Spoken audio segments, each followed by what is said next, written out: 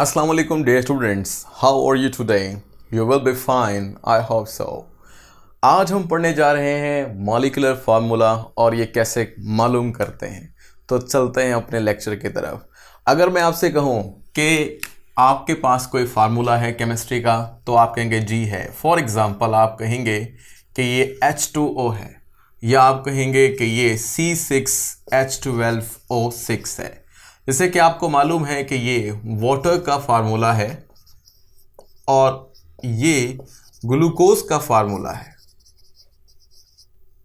अब इन फार्मूलाज में बड़ी अहम बात है, वो ये है कि यही फार्मूलाज मॉलिक्यूलर फार्मूला कहलाते हैं।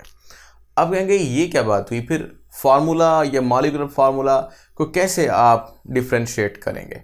एक्चुअली फार्मूला को हम जो बेसिक सेंस है दो तरह में डिवाइड करते हैं। जो पहली तरह का फार्मूला है वो हमने अपने लास्ट लेक्चर में पढ़ा है, इसका लिंक आपको वीडियो डिस्क्रिप्शन में मिल जाएगा और आई बटन में भी मिल जाएगा। लेकिन बात यहाँ पर ये कहने की है कि अगर उसको दोबारा से थोड़ा डिफाइन कर दें तो काम यहीं पर आसान हो जाएगा। देखें, मिसाल के तौर पर यूँ कहा जाए कि C6H12O6 जो कि ग्लूकोज है, इसमें कितने कार्बन हैं, तो आप कहेंगे 6। इसमें कितने हाइड्रोजन हैं, 12। इसमें कितने ऑक्सीजन हैं, दैट इज 6। तो 6 12 6 को अगर हम सिंपलेस्ट होल नंबर रेशो में लेके जाएं तो ये बनेगा 1 2 और 1। अब आप कहेंगे कि 1 क्या है, कार्बन, हाइड्रोजन कितना है 2 और ऑक्सीजन कितना है 1। तो जो ये आपके पास एक फार्मूला निकला है ये शो करता है सिंपलेस्ट होल नंबर को ग्लूकोज में।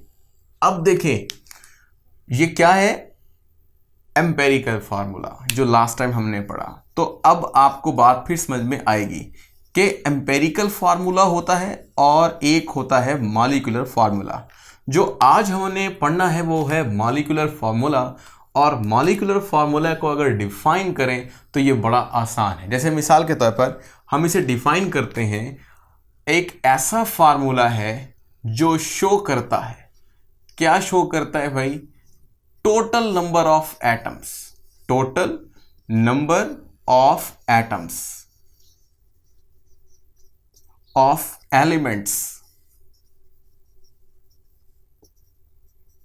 इन अ कंपाउंड। तो अब आपको बात समझ में आ गई, क्या molecular formula is that formula which shows total number of atoms of elements in a compound, जबकि empirical formula वो होता है which shows the simplest whole number of atoms। तो यहां पर फर्क तो हमने कर लिया और हमें समझ भी आ गया कि मॉलिक्यूलर फार्मूला क्या है। जैसे कि ग्लूकोज का जो मॉलिक्यूलर फार्मूला है which shows the total number of atoms of elements in a compound, वो क्या है, C6H12O6। और जो इसका simplest whole number of atoms को शो करने वाला एम्पेरिकल फार्मूला है दैट इज CH2O। तो इसका मतलब है कि एम्पेरिकल फार्मूला डिफरेंट होता है और मॉलिक्यूलर फार्मूला डिफरेंट होता है। लेकिन एक एग्जांपल हम और भी कोट करते हैं। वो एग्जांपल ये कहती है कि आपके पास सपोज कीजिए यहां पर क्या है, H2O। अगर H2O को हम क्या करें, सिंपलेस्ट होल नंबर रेशो में लेके जाएं। जैसे मिसाल के तौर पर हम कहते हैं कि इसमें हाइड्रोजन 2 हैं और जो ऑक्सीजन है वो 1 है। तो आप देख रहे हो कि यही इसकी सिंपलेस्ट होल नंबर रेशो भी है। तो अगर हम एम्पेरिकल फार्मूला लिखना चाहेंगे तो एम्पेरिकल फार्मूला भी इसका H2O ही होगा।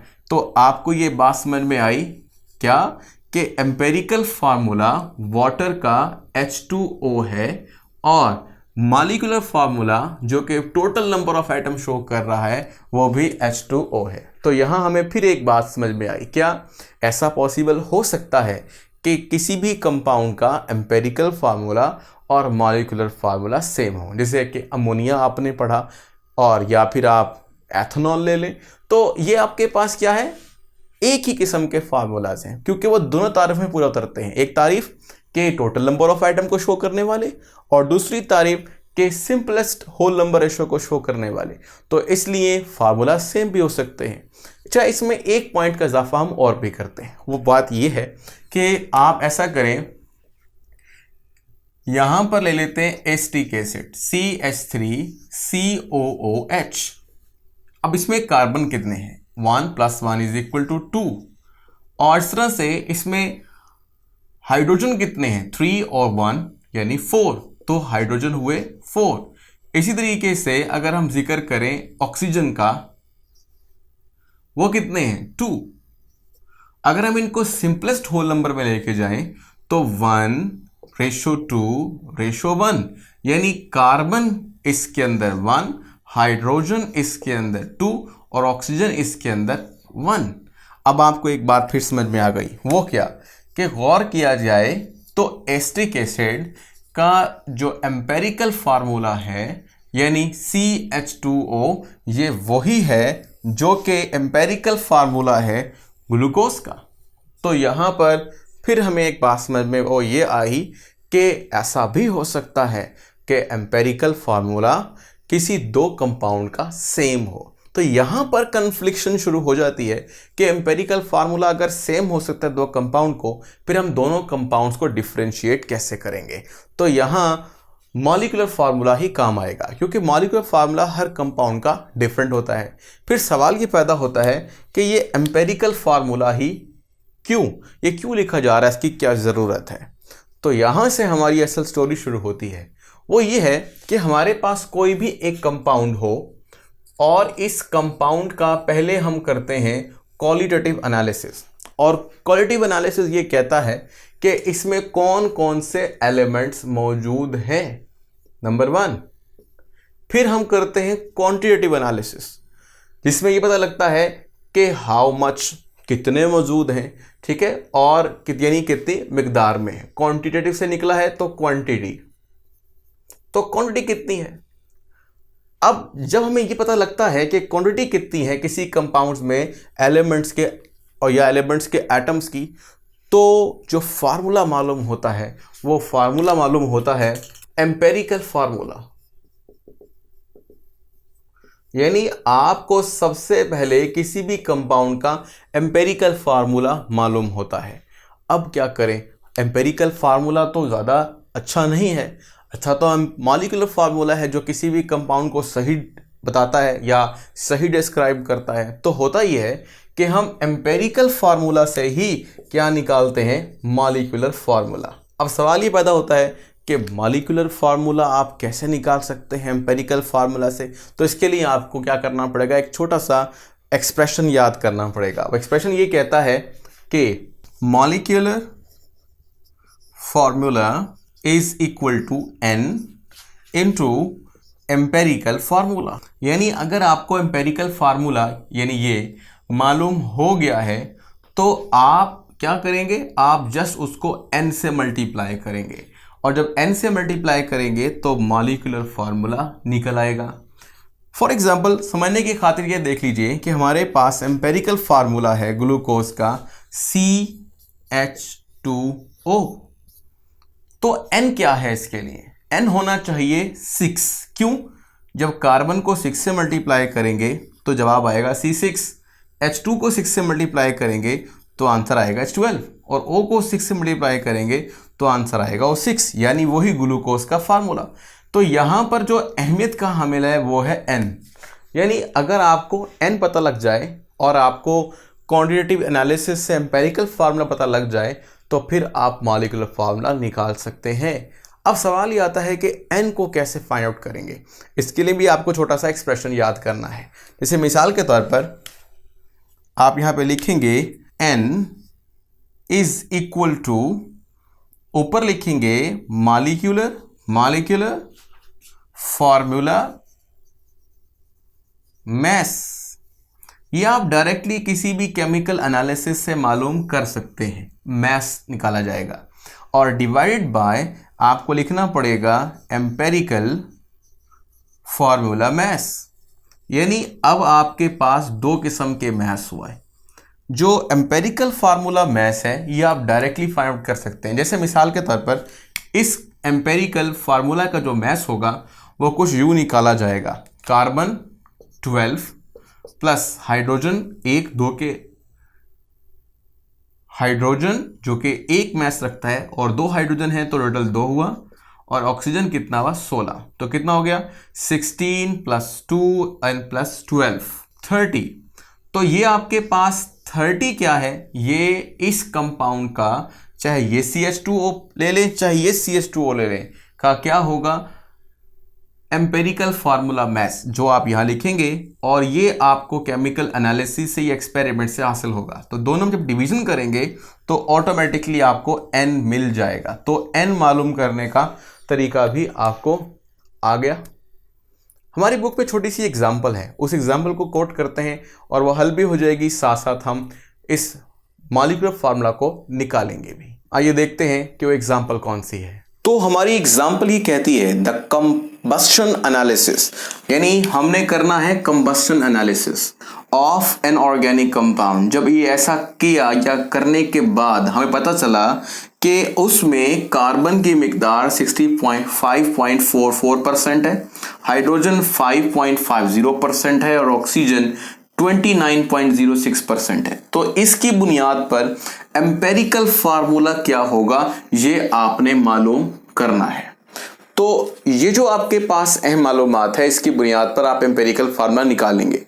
हम अपने लास्ट 2 लेक्चर्स में दोनों में ही एम्पेरिकल फार्मूला निकाल चुके हैं अलग अलग एग्जाम्पल लेने के बाद। तो वो दोनों लेक्चर्स आपको देखने चाहिए, डिस्क्रिप्शन में उसका लिंक भी है और आई बटन में भी आपको मिलेगा। जब हमने एम्पेरिकल फार्मूला निकाला इस डाटा के थ्रू, तो जो हमें आंसर मिला वो मिला कि हमारे एम्पेरिकल फार्मूला था C3H3O, यानी हमें एम्पेरिकल फार्मूला मिल गया, लेकिन हमारे पास मॉलिक्यूलर फार्मूला मालूम करने के लिए n नहीं है। तो n कैसे मालूम करेंगे वो हमने बताया कि n मालूम करने के लिए आपको मॉलिक्यूलर फार्मूला मैथ चाहिए। तो इस क्वेश्चन का जो अगला हिस्सा है वो यही कहता है, if the molecular mass of a compound is 110.5 grams पर मोल।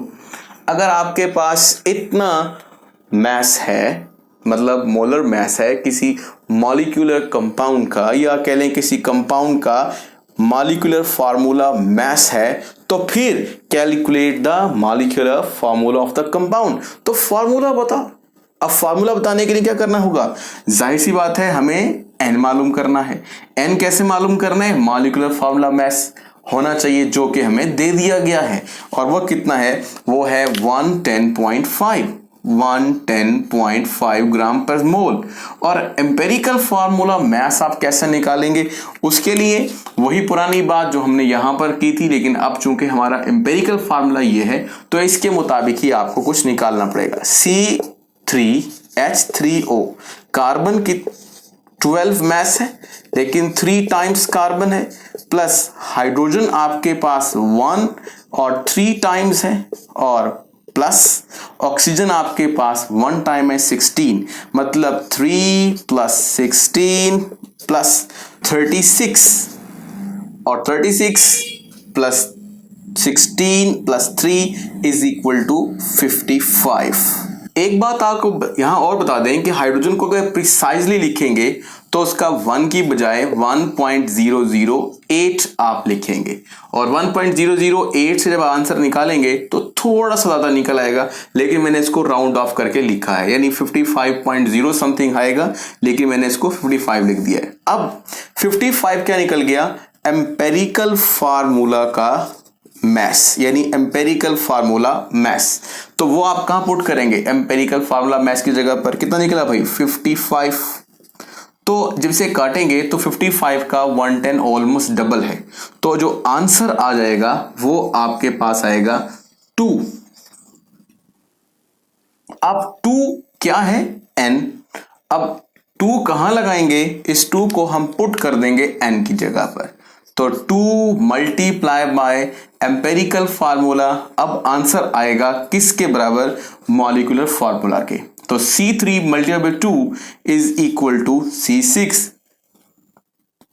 हाइड्रोजन कितने 3, वो भी 2 से मल्टीप्लाई होंगे तो 6, ऑक्सीजन 1 है 2 से मल्टीप्लाई होगा तो 2 आ जाएगा। तो ये है जी हमारा आंसर जो हमने निकाला मॉलिक्यूलर फार्मूला। अगर आप इस चैनल से उठा रहे हैं फायदा तो दूसरों को भी फायदा सोचें और उनको भी दें, यानी शेयर करें इस वीडियो को, लाइक भी करें और सब्सक्रिप्शन भी लें ताकि आपको नोटिफिकेशंस वक्त पर मिल सकें। अब तक के लिए खुदा हाफिज।